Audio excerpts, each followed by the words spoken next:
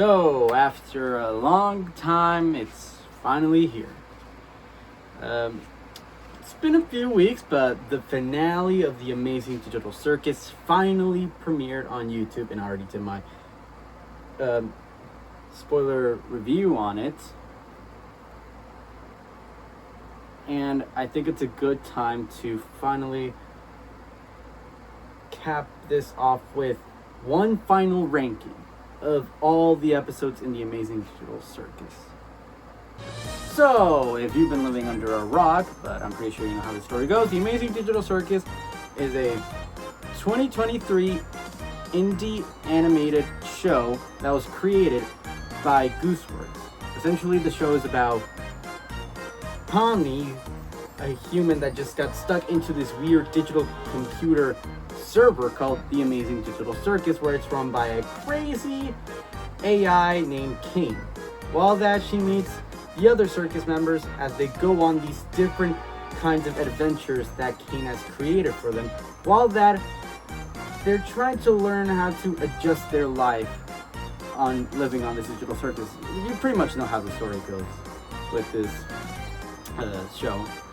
And wow, all 9 episodes are finally released, which means I can finally rank the entire show. And I already did reviews on episodes 6, 8, and 9, and my first video was a ranking of 5 episodes of the series: the pilot, Can You Carry Your Chaos, The Mystery at Mildenhall Manor, Fast Food Masquerade, Untitled, and that was pretty much all the episodes. Now, finally, the series is complete, and that means we can just rank all these for once. If you're enjoying this video, then I recommend to leave a like and subscribe and activate the notification bell if you want to see more rankings and more videos. And what do you think about the Amazing Digital Circus? Do you love it? Do you like it but not love it? You don't really care for it? I love to hear your opinion down below in the comment section, and also feel free to submit your ranking of all the episodes. I'd really like to see your rankings down below. And as for the show, my opinion on it, I already said that I love the show. It's really unique and so funny, so weird, unlike anything I've seen in an animated show. And it was really refreshing, and I really love the animation and the characters and the arcs they go to, of them accepting their lives and accepting each other, that everything culminated in the finale. But without further ado, let's get started. In last place, I have yet again the pilot. Now, just because I put it on last doesn't mean it's bad. It's a really great episode and introduction to the show. You get introduced to the characters, you get introduced to Pomni, you really get introduced to the digital circus itself, and kind of the lore with abstractions. It is a pretty good introduction, but compared to the other episodes, it doesn't really quite reach the standards.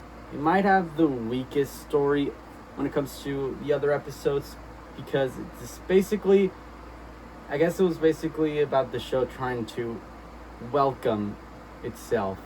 I think it's a great episode. There are some funny gags here and there. You really get a sense of who the characters are. That will get explored later on. But overall, its job is to just introduce the show and the characters in the world as a whole.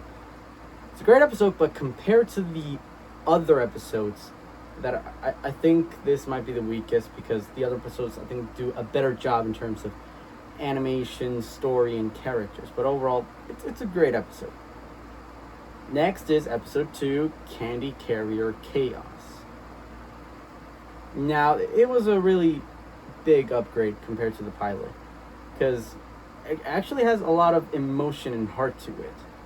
You really get a fun sense of action, because it's like a Mad Max type episode where we have the circus gang and we have the bandits, it's those crocodile guys. You really get some fun action in there, and of course the standout is obviously Gummy-Goo, who pretty much carried the episode of this NPC who realizes that his life was meaningless because he's not real. He's just a throwaway character and gets into this existential crisis. But thanks to Pomni, he learns that he can find meaning in life, and that he can have a purpose. He can have a real life. Sadly, that did not last long, because Caine just literally turned him into confetti.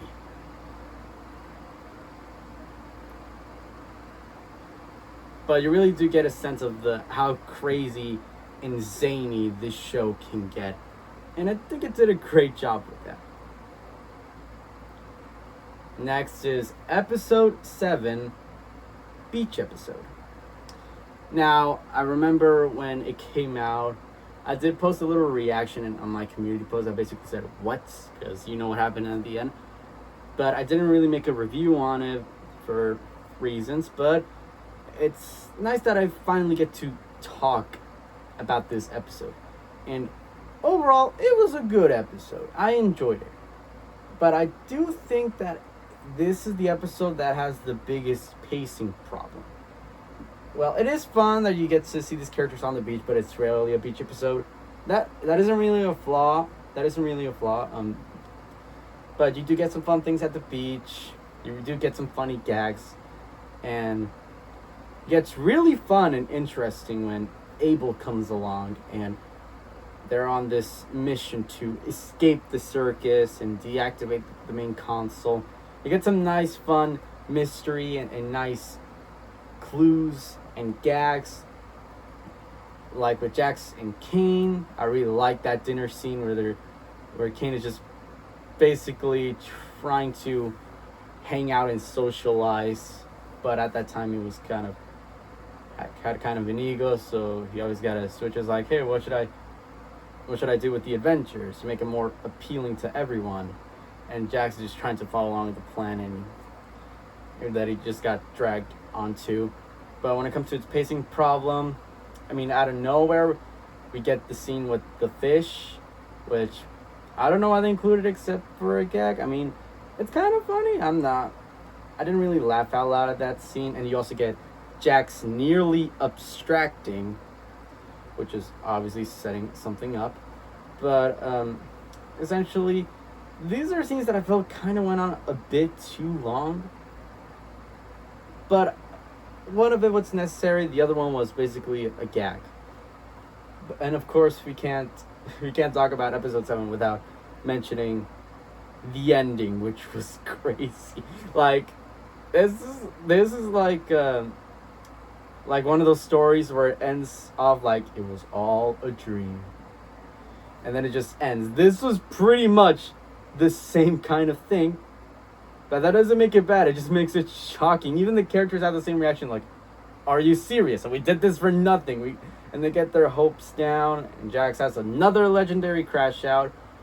But I remember watching it, and it was basically like, oh my god, it was an adventure the whole time. But that's the thing about Gooseworx. She loves to subvert expectations, and it seems like the story is going through one direction, but out of nowhere it takes a complete 180 and goes on the opposite direction. This is one of those examples. But overall, it's a fun episode, but I do think when it comes to pacing, it does have the weakest pacing of the entire series. Next is episode 4, Fast Food Masquerade. Now, this is a really entertaining episode. This time it focuses on Gangle and her problems with trying to control her emotions. And you get some really funny, entertaining scenes of them just working at the fast food. Zooble gets thrown along the adventure because in the previous episode, they barely did anything because they were either attacked by glowings or they just said, no, I'm not going. I'm just going to stay here. Bye. And so it's really interesting to see Zooble on an adventure, and you get to see these characters socializing, like with Jax and Zooble, and Jax and Pomni with their little interaction, and Ragatha going all crazy with the stupid saws. You get to see the return of Gummy Goo and Pomni trying to let Gummy go, but she will always remember him. So overall, it's a really, really fun episode. I just think the other episodes are a lot better. Next is The Mystery at Mildenhall Manor. Now, this is one of my favorite episodes because it's really carried by Kinger, and I think this is definitely the episode that leans more into a horror tone because they're stuck in this mansion. It's a classic horror Halloween themed episode where they just get stuck in the mansion and we're filled with scares and that kind of thing. Our characters do get sidelined, but they focus more on Pomni and Kinger with the mystery, and Caine and Zooble with their therapy session. That I think both of these do great jobs of setting up the characters because in this first set of episodes, Pomni's just panicking because she hates it here and doesn't want to be here. She just wants to get out of the circus, but Kinger teaches her, is like, yeah, we might be stuck, but just cherish the people around you because you'll never know when they'll be gone. And Kinger is really the emotional standout of the episode.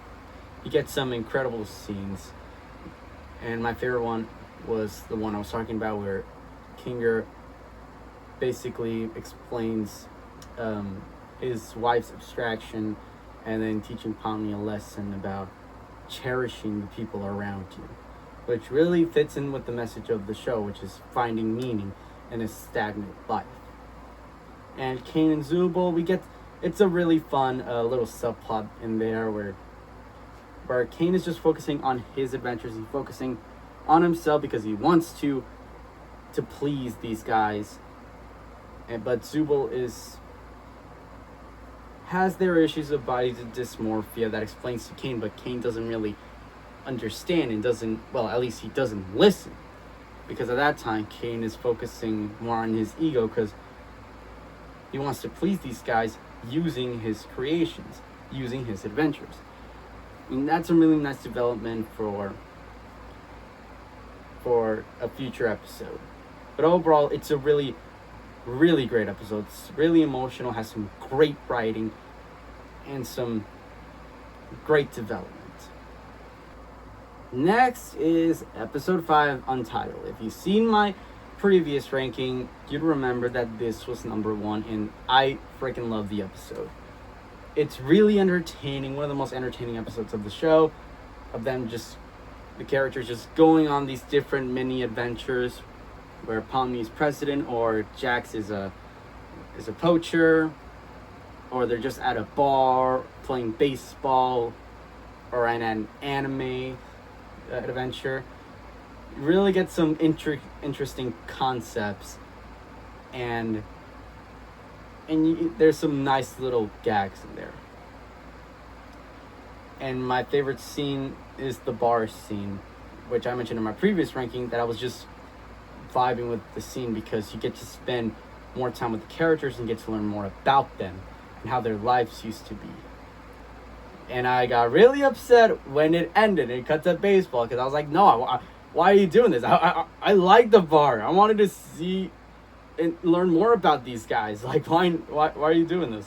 But the baseball stuff was fun. It was really fun with seeing the evil characters and that kind of thing. And plus, we get the introduction of one of the greatest characters in the show, Disappearing Guy. Oh, say. Who doesn't love Disappearing Guy? But yeah, it's a really fun episode, but there's still some other episodes that are a lot better. Speaking of that, let's get to the next episode. Next is episode 8, and the weird title that no one can really pronounce. Now, this was a complete change in direction, or should I say change in tone, because after episode 7, since they went through all this crap and they realized that, oh, this is an adventure, we can't really go home, this was all a lie, So they're just depressed, of course, but they do find out that, hey, I mean, like, yeah, we can't get out, but we at least have each other, and our lives might not matter, but it does matter to us with our connection with each other. Again, ties in with the message.